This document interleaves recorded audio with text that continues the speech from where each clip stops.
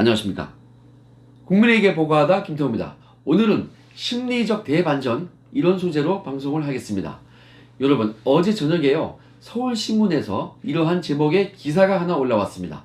문통이 이 경기 회복을 위한 심리적 대반전이 필요하다, 이러면서요, 대기업 투자와 혁신을 강조했다는 것입니다.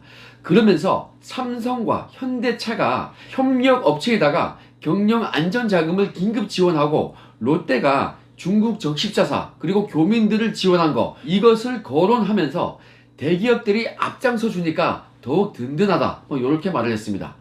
어려울 때일수록 미래를 향한 과감한 투자가 경제를 살리고 혁신 성장의 발판이 됐다면서 설비 투자를 차질 없이 진행해 줄 것을 당부를 했다고 합니다. 여러분, 이 기사가 딱 떴을 때요, 누구나 이렇게 생각을 했을 겁니다. 그래, 기업은 그래도 이럴 때 잘하고 있어. 당신만 잘하면 돼, 당신만. 심리적 대반전? 그거 대반전이 이루어지려면은 기업도 기업이지만 청와대가 문제지. 모든 원인과 책임이 바로 청와대에서 나오는데 당신만 바뀌면 되는 거야. 요런 생각 딱 들지 않습니까? 여러분, 이번 총선에서 좌파가 무너지면요, 바로 그때부터 이 심리적인 대반전이 나오는 거 아니겠습니까? 여러분, 최저임금제, 주 52시간, 이런 걸 해가지고 기업은 물론이고 이 자영업 하시는 분들, 이분들까지도 어렵게 만든 게 이 정부의 청와대 아니겠습니까? 그거 잘못됐다고 그때 그 비난 여론이 엄청나게 일었는데 먹고 살기 힘들다고 막 난리가 났지 않습니까? 그럼에도 불구하고 이 최저임금제 그리고 주 52시간 이걸요 끝까지 고집한 것이 바로 이 문통 정부 아니겠습니까? 하도 욕을 먹으니까 한번 검토를 한번 해보긴 한 것 같아요. 그런데 그 결과 우리가 옳았다 이러면서 끝까지 고집을 부린 거 아니겠습니까? 최근에 부산을 다녀온 저희 지인께서, 이분이 서울 분인데요, 그 출장을 다녀와가지고 저한테 이런 말을 했습니다.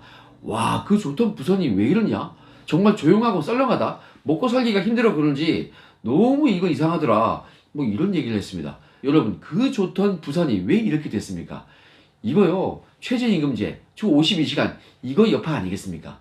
여러분, 제가 지금 막연하게 청와대 책임론을 말하는 게 아니에요. 이 정부는 해서는 안 되는, 하면은 해가 되는 그러한 정책을 고집을 부렸죠.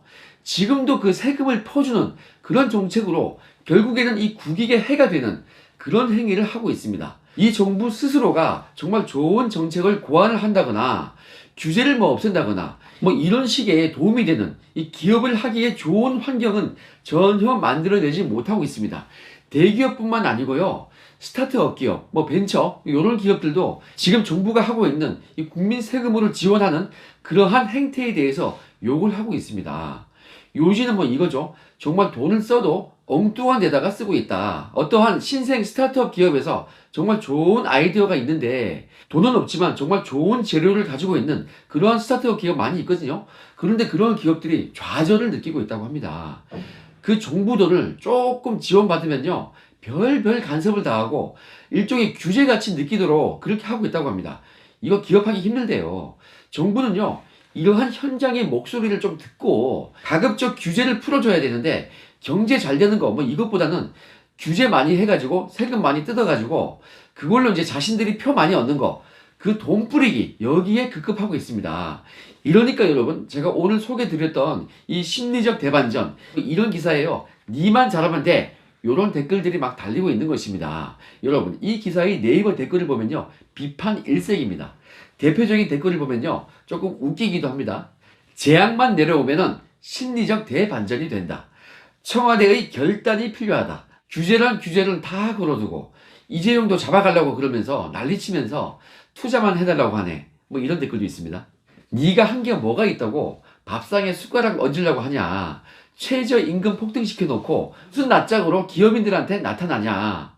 이런 댓글도 있습니다. 모든 국민이 최저임금제, 주 52시간 근무, 이것이 큰 화를 부를 것이라고 했는데 귀를 막고 듣지도 않더니 서민들은, 이 자영업자들은 피를 흘리고 있다고요. 장하성은 역사의 죄인으로 남을 것이다. 정책은 자기가 하고 왜 기업인들한테 닥달이야. 이런 댓글이 있습니다. 여러분, 이 댓글들을 보면요, 비판글 일색이죠. 한마디로 이건 뭐죠? 심리적 반전. 이거 생기려면은 자네만 내려오면 되는 거야. 이런 거 아니겠습니까? 지금 문통이요, 기업인들하고 이 스킨십을 하는 듯한 그러한 모양새를 취하고 있는데요. 이런 스탠스를 취하는 이유가 뭐겠습니까? 저는 이렇게 생각합니다. 총선을 앞두고서 조금 후달리기 때문이죠. 저는 이 문통의 심리가 지금 딱 보이고 있습니다. 자기가 언제부터 기업을 칭찬했다고 뭐 저렇게 하는지 모르겠습니다. 참 어울리지가 않죠. 여러분, 지금 청와대와 정부의 가장 큰 문제는 뭐겠습니까? 저는 이렇게 생각합니다. 비판을 허용하지 않고 여론을 무시하는, 나만 옳고 나만 정의다, 이런 교만함에 그 이유가 있다고 생각하고 있습니다. 그런 것으로부터 이 내로남불도 나오는 것입니다. 모든 원인이 나만 옳다는 그 오만함이에요. 오직 우리만 정의고 우리만 공정하고 우리만 옳다. 우리가 하는 것은 불법도 합법이야. 우리가 하는 것은 블랙리스트가 아니고 체크리스트야. 이러한 오만함이 우리나라를 망치고 있는 것입니다. 낮은 자세로 국민들의 여론을 경청을 해가지고 올바르게 이 정책에다가 딱 반영을 해야 하는 것인데 그런 거 없죠. 오로지 그 고집불통이에요. 그냥 자신들이요, 보고 싶은 것만 보고 듣고 싶은 것만 듣고 완전 뭐 이거 고집불통이죠. 그래서 굉장히 답답해하는 사람들이 많이 있습니다. 자, 이런 식의 오만한 태도, 이것 때문에 자기 식구들도 등을 돌리고 비판을 하는 거 아니겠습니까? 그런데 이 자기 편의 비판, 이거는 조금 허용하고 들어줘야 할 거 아니겠습니까? 그런데 이런 것조차 허용하지 않는 것이 이 정부와 청와대입니다. 그래서 정말 상식도 없이 이 조국을 감싸고 도니까 진중권 교수가 그렇게 돌아선 거 아니겠습니까? 이 진 교수도요, 처음에는 이 문통 자체를 비판하지는 않았던 것 같아요. 그냥 그 문통 주변의 그 패거리를 비판했었죠. 정말 말도 안 되게 조국을 감싸게 하니까 그 친문 패거리를 비판을 한 것입니다. 그때만 해도 이 진 교수가 문통을 직접 비난한 건 없었어요. 제가 보기에는요, 이 진 교수도 이 시간이 조금씩 지나니까 알게 된 거예요.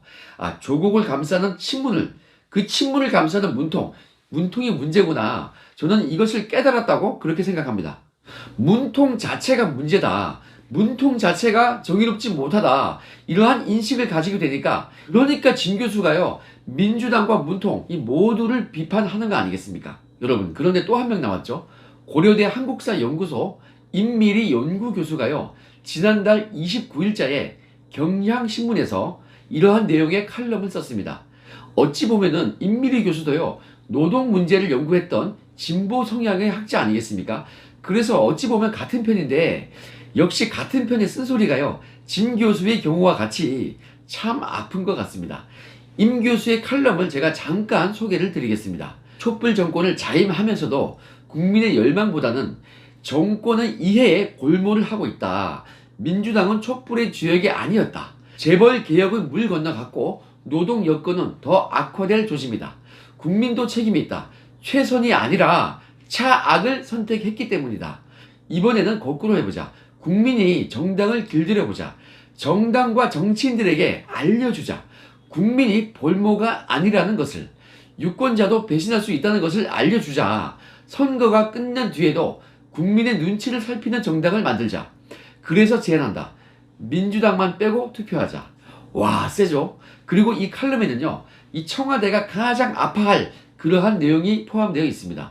이거는요, KBS 기사에서도 지적을 했습니다. 촛불 정권을 자임하면서도 국민의 열망보다는 정권의 이해에 골몰하고 있기 때문이다. 권력의 사유화에 대한 분노로 집권을 했으면서도 대통령이 진 그 마음의 빚, 그 마음의 빚이 국민보다는 퇴임한 장관에게 있기 때문이다. 마음의 빚이 국민보다는 조국에게 있다. 뭐 이거 정말 맞는 얘기 아니겠습니까? 와, 정말 임 교수가 정말 전곡을 찌르는 얘기를 했습니다. 그런데 이 오만한 정부는 어떻게 했습니까? 이러한 기가 막힌 비판을 들었으면요, 좀 겸허하게 수용을 하고 반성하겠다, 뭐 이랬으면 그나마 조금 멋져 보였을 건데 전혀 그런 건 없고 어떻게 했습니까? 형사 고발을 해버렸습니다. 선거법 위반이라면서 고발을 한 것입니다. 뭐 이런 정부가 다 있습니까? 이렇게 오만하고 추접스럽게 굴면요, 국민의 심판이 분명히 임할 것입니다. 진 교수도 함께 거들었죠. 나도 고발해봐, 뭐 이렇게 말을 했습니다. 자, 이 임미리 교수는요, 페이스북을 통해서 이러한 글을 남겼습니다. 민주당의 이 작태에 화가 나고 1987년 민주화 이후에 30년이 지난 이 지금의 민주주의 수준이 참 서글프다. 민주당의 완패를 바란다. 그래서 이 민주화 이후 민주주의의 역사를 제대로 다시 한번 쓸 수 있기를 바란다. 이렇게 말을 했습니다. 오늘 제가 소개한 이 내용은요, 미디어 오늘에서 기사가 나와 있고요, KBS에서도 기사가 올라와 있습니다. 이 미디어 오늘 기사에 의하면요, 이러한 민주당의 행태에 대해서 비판을 하면서 다른 사람들의 비난의 시각도 소개를 같이 했습니다. 언론개혁시민연대 김동찬 사무처장이 이런 얘기를 했습니다. 임 교수를 형사 고발한 이 행태에 대해서 비판을 한 거죠. 여당의 문제를 지적한 매우 상식적인 칼럼이다. 칼럼을 가지고 선거법 위반으로 고발하는 것은 표현의 자유를 위축시키는 매우 심각한 시도이다. 이렇게 비판을 했습니다. 연세대학교 사회학과 김호기 교수는요, 자신의 페이스북을 통해서 이러한 말을 했습니다. 더불어민주당을 지지하는 이로서 이 문제는 민주당이 잘못한 것이라고 비판을 했습니다. 칼럼을 비판하는 논평을 내면 되는 것이지 법원으로 끌고 갈 사안은 아니다. 표현의 자유는 이념을 넘어서 존재하는 민주주의의 기본 가치라고 그렇게 강조를 했습니다. 여러분, 이렇게 칼럼 하나 가지고 시비를 거는 거, 이거 뭐겠습니까? 사람이요, 이 궁지에 몰리면은 힘들어지면요, 좀 예민해지죠. 신경질적이 되고 그렇게 되는 겁니다. 지금 딱 그렇게 보이지 않습니까? 자신이 있는 사람은요, 사소한 거 가지고 흔들리지 않습니다. 지금 이 임 교수를 고발한 거요, 이거는요, 민주당이 흔들린다는 거죠. 총선에 앞서서 지금 공포심을 느끼고 있습니다. 이렇게 작은 걸로 이걸로 시비 거는 걸 보니까요, 이번 선거 결과 민주당이 참패를 할 것은 뻔히 보이는 것입니다. 여러분, 정말 그런 생각 들지 않습니까? 자, 이 오만한 정부, 이번 선거에서요, 제대로 한번 맛을 보여줘야겠습니다. 그것이 이 문통이 언급한 심리적 대반전이 되는 것입니다. 오늘 방송 마무리하려는데요, 한 가지 말씀을 드리겠습니다. 저희 공익제보센터 공동대표죠, 이 김기수 변호사가 자문하고 있는 전 공정위 심판관리관 유선주 국장님이 이 페이스북을 하시는데요, 여기에 그 많은 내용이 있습니다.